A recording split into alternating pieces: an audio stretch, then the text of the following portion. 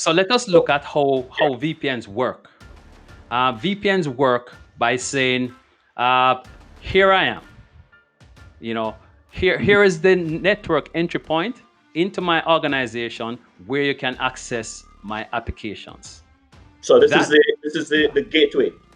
The gateway. Right. Basically, it's saying here is the entry point into the network where you can access my application. So you're actually advertising where your apps are, and that advertisement is actually public. So therefore, not only your remote users that you want to connect to your network are seeing this advertisement or this or this broadcast, but also the criminals, cyber criminals, actually can discover that same endpoint just in the same manner that your remote users and contractors are essentially you're telling the world, here's my front door, right?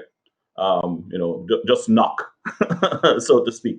So what this means, and David, if you have a situation where most of the attacks are actually coming from the internet these days, cyber criminals are using the internet to attack, then the question is, why do companies continue to expose their network and their applications to the internet if that is a major point of vulnerability? I think what it is that VPN works on the assumption of trust, where I trust implicitly the remote host that I am granting access.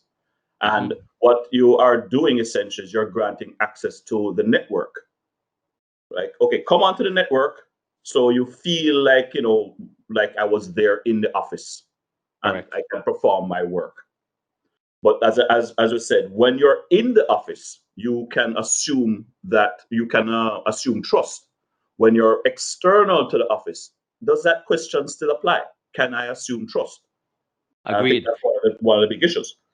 And one of the biggest problems that you have as well is that particular network entry point, if it's not up to the latest version, if it's not patched, if it's not maintained and so forth, then you end up with a big security concern or risk. Right. Just to give an example, a very large financial traveling company actually was, got ransomware just a few months ago due to the same security risk of a VPN that has not been patched, and cyber criminals got a hold of it and ransomware their environment. Right. And, especially in this time as well, when so many organizations, workers are working externally using their own devices.